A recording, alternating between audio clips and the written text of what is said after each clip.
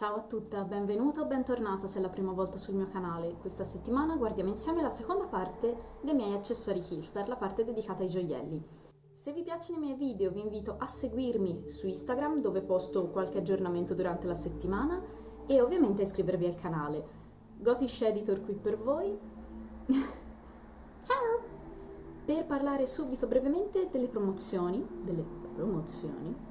della settimana. La scorsa settimana abbiamo parlato di un fotografo, questa settimana parliamo di una fotografa sempre di area fiorentina, Isabella D'Alessandro, che trovate su Instagram come Moonlight Essence Box, comunque ve la lascio linkata qui sotto.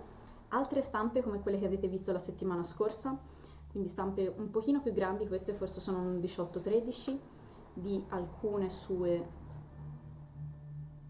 fotografie, e mi sono arrivate oggi le stampe invece quelle grandi del set. Come vedete queste sono un formato A4, eccole qua, un set. Ora devo solo liberare un po' la mia camera e trovare un posto dove metterle perché sono molto molto belle.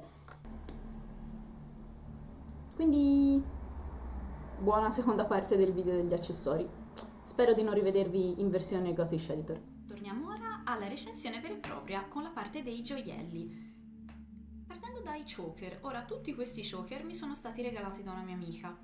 Io so che sono di una vecchia collezione, ma non avrei nemmeno idea di dove andarvi a indirizzare per cercarli. I primi due sono di una collezione talmente vecchia che non hanno un nome particolare, cioè il loro nome è quello che sono. Quindi il primo è il Killstar Witch Choker. Come vedete è un choker piuttosto alto in finta pelle, con queste grosse lettere in metallo che compongono la scritta witch, quindi strega. Le lettere si possono spostare, quindi non sono fisse, la cosa è molto carina. E poi ci sono dei rivetti di sicurezza ai lati e dei bottoni, sono 4 bottoni da una parte e 2 dall'altra, quindi potete sia inserirlo uno solo o 2 per avere una maggiore sicurezza. E dentro c'è la scritta Hillstar. Non so se perché sono stati esposti per tanto tempo e quindi hanno assunto quella posizione un po' chiusa, o proprio per come è fatto il choker, perché è molto stretto. Non sono abituatissima a portare dei choker così alti, a me prende praticamente tutto il collo, ma è un po' fastidioso, è un po' più sul lato del corto. In generale so da alcune recensioni che i collari Hillstar tendono a stare più stretti e non più larghi. Il mio collo non è grandissimo, quindi ho un po' di difficoltà a dare questo giudizio, per ad esempio questi, che sono di una delle prime collezioni, sono un po' stretti. E sempre di questa collezione qua, il prossimo che vi faccio vedere è il Killstar Meow Choker. Uguale, identico a quello di prima, solo che adesso le lettere in metallo c'è scritto Meow. Sempre 4 bottoni da una parte, 2 dall'altra, e poi sono 2 strati, cioè c'è una parte che tocca il collo e quella fuori completamente staccata che ha la scritta.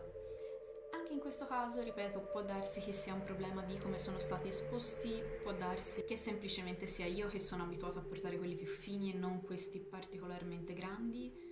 Però sicuramente danno un sacco di luce perché è un metallo lucido. Il prossimo collarino che vi faccio vedere invece è un po' diverso, si chiama New Moon. È un choker sempre più sul lato grande, ma meno grande rispetto a quegli altri. Forse questo è stato usato molto di più perché è molto morbido, è molto comodo da avere indosso e ha queste 2 catene ai lati più questi bottoni argento e al centro una grossa luna che potete portare sia dritta che al rovescio.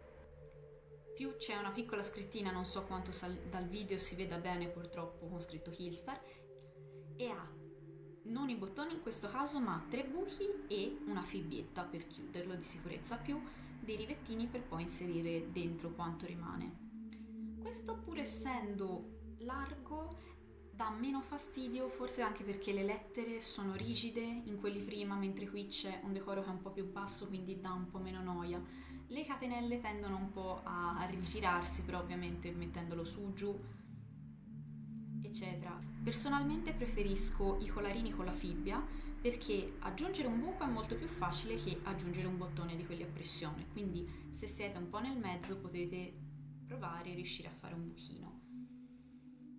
Questo per me dovrebbe dovrebbe essere il secondo buco, quindi non lo trovo particolarmente né largo né corto. L'ultimo choker della mia collezione è quello che ho indosso adesso, l'Elcor Pussy Collar.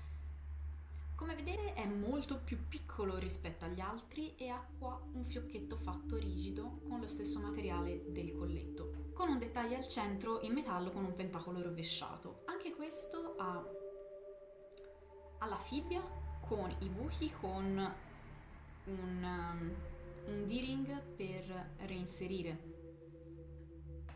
quanto rimane del collarino. Questo è un po' più largo perché ha 5 buchi e poi la scritta Hillstar. In generale questo è quello che utilizzo più spesso tra questa serie di collarini perché è quello un po' più sobrio ed è anche quello meno fastidioso a livello qui di tensione.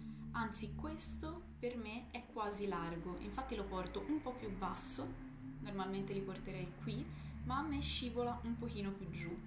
Però questo è anche un po' più versatile, sicuramente più sulla parte cute, quindi kawaii, un po' più sul giocoso che non gli altri che sono un po' più seri.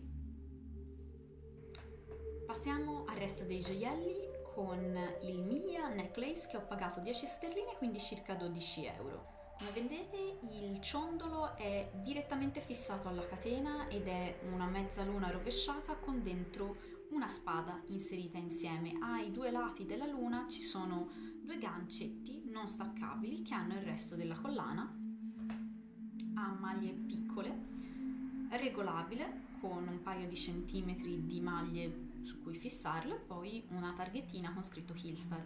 Questo dovrebbe essere in metallo, però è una delle vecchie collezioni. Le prime collezioni Hillstar sono segnalate come metallo nickel free, mentre adesso le nuove collezioni c'è solo scritto 100% metallo senza avere grandi indicazioni.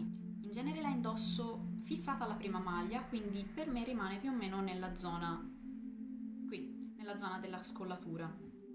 È un ciondolo simpatico, carino, un po' più interessante, ma sempre sul lato sobrio. Insieme vi faccio vedere il Titania Ring, che ho pagato 15 sterline, quindi circa 17 euro. Questo l'ho dovuto comprare 2 volte, perché una volta l'ho perso. E perché non avevo capito come misurare le taglie. E le taglie degli anelli ho scoperto che si misurano a seconda del diametro, quindi se siete a casa e non sapete che diametro avete, potete prendere 1 metro da sarta, passarlo lungo tutta la linea del dito, poi fare i calcolini per avere dalla circonferenza del raggio e così capire quanti millimetri è grande il vostro dito e in quale categoria rientra. Metallo argento molto scintillante nonostante l'uso e lo uso spesso. Ha sempre il tema della luna e poi questi tagli che vanno fino al centro dell'anello, cioè c'è un pezzettino di collegamento e poi è tutto tagliato con questo andamento a freccia. Mi piace molto, in genere porto spesso anelli, però è un po' ingombrante perché ad esempio a me prende tutta la falange. Se uno avesse le dita un po' più piccole pur con quella misura forse gli andrebbe sulla nocca. Molto bello ma non comodissimo, è il motivo per cui poi non ho tantissimi gioielli Hillstar, perché sono molto belli ma sempre un po'. Siamo arrivati all'ultima categoria che sono gli orecchini. I primi che vi faccio vedere sono i Midnight Earrings che ho pagato 5 sterline, quindi circa 5,50 euro. Sono orecchini in metallo con queste due grosse simil pietre che purtroppo sono in plastica, non si capiva molto bene dalla descrizione, con questo pezzo di fissaggio tipo a pipistrello. Come vedete si fermano all'orecchio con la farfallina. Non è un metodo comodissimo perché a meno che non li fermiate molto stretti tenderanno a spanciare in avanti per via del peso, quindi potrebbe succedere che si aprano e che vi caschi l'orecchino. Non mi è ancora mai successo, ma ho letto delle recensioni a chi è successo. Questa cosa ad esempio non era nella descrizione. Nelle descrizioni Hillstar non si capisce, non viene esplicitato qual è il metodo di chiusura. Questo potrebbe dare un po' di fastidio. Sono molto belli e sono leggerissimi, quindi quando ho voglia di essere un pochino più elegante in genere li indosso anche su un abito semplicissimo nero perché fanno il loro effetto e danno un po' di luce. L'ultima cosa che vi faccio vedere oggi è questo paio di orecchini che viene dall'haul di anniversario, i Witching Hour Earrings, che sono venuti 12 sterline, quindi circa 14 euro. Già lì vi ho parlato di come le nuove collezioni adesso sono targate solo metallo, mentre il pendentino è sempre in plastica rigida. Mi piacciono tantissimo questi orecchini perché l'ala di pipistrello è fatta molto bene, c'è questo pentacolo, in generale mi piacciono tanto tanto tanto, ma non riesco a metterli. Ora lo vedete in questo video, l'avete visto in quello di haul, ho provato in tutti i modi a allargare leggermente il mio foro, ma non c'è il verso. Io in genere indosso sempre orecchini comunque con la farfallina, quindi non particolarmente spessi in diametro, e questi sono enormi, non riesco a farli entrare in nessun modo sulle mie orecchie, sono riuscita solo una volta e niente, mi dispiace tantissimo perché sono esteticamente molto molto belli, danno un sacco di luce, sono super fini, ma non sono fatti per il mio orecchio. E quindi questo, se li prendete sappiate che ci vuole un buco dell'orecchio leggermente più dilatato che solo i bottoncini. Siamo arrivati alla fine del video, io vi ringrazio per essere stati con me anche stavolta, vi auguro una buona giornata, una buona serata ovunque voi siate e vi lascio con il prossimo video, lunedì prossimo, bottoncini più in questo